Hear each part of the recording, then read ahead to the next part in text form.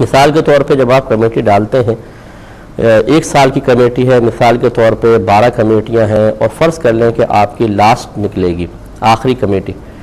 تو اب آپ کو یہ بھی دیکھنا ہوگا کہ آپ نے اگر پہلی کمیٹی دی، دوسری دی، اور فرض کر لیں آپ کا زکوٰۃ کا سال پیچھے سے چلتا چلا آ رہا ہے اور وہ سال پورا ہو گیا، تو جو آپ نے کمیٹی کے لیے پیسے دیے ہیں، سمجھ لیجئے وہ کمیٹی ڈالنے والے کے پاس قرض ہے، اور وہ اس کا انکار بھی نہیں کر رہا ہوتا، اور یہ شرط یہ ہوتی ہے کہ جب یعنی صورت اور مسئلہ یہ ہے کہ جب آپ نے کسی کو قرضہ دیا ہو اور مقروض آپ کے قرض کا انکار نہ کر رہا ہو، تو جب آپ زکوٰۃ کا حساب کریں گے تو جتنا قرضہ دیا ہے اسے بھی اپنے کل مال میں شامل کر کے پھر زکوٰۃ کا حساب بنائیں۔ یہ الگ بات ہے کہ جو آپ نے قرضے کے طور پہ مال دیا ہوا ہے اس کی زکوٰۃ کی ادائیگی ابھی آپ پر لازم نہیں ہوگی، جب وہ آپ کے قبضے میں آئے گا پھر اس کی زکوٰۃ آپ کو نکالنی ہوگی۔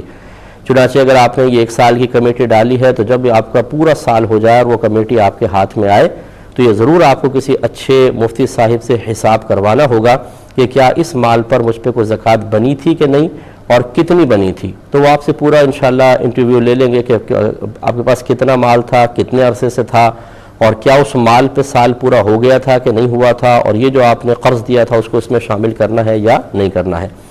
اسی طریقے سے بعض ایسے ہوتے ہیں جن کو پہلی یا دوسری بھی سی مل جاتی ہے، مثال کے طور پہ آپ نے پہلی لے لی، دوسری لے لی، اور اب آپ کا پیچھے زکوٰۃ کا سال پورا ہو رہا ہے، تو اب یہ چونکہ آپ نے قرض ایک طرح سے لے لیا ہے، کیونکہ یہ جو کسی کمیٹی نکلتی ہے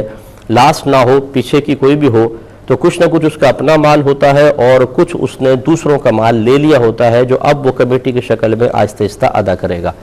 تو پہلی یا دوسری میں تو اکثر ایسا ہوتا ہے کہ آپ نے بھی کچھ بھی نہیں دیا ہوتا اور سارا کا سارا مال آپ کے پاس آتا ہے، یہ دوسروں کا قرض ہوتا ہے،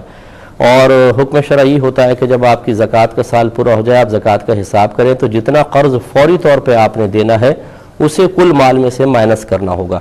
پھر اس کو نکال کر باقی مال پر زکوٰۃ ہوگی۔ تو کہنے کا مطلب اس سے میں نے اشارہ اس لیے کیا کہ بعض لوگ اس طرح کمیٹیاں ڈال کر پھر بے فکر ہو جاتے ہیں کہ شاید ہم پر کوئی زکوٰۃ یا قربانی واجب نہیں ہو رہی ہے، حالانکہ اس کا حساب کتاب کرنا ضروری ہے۔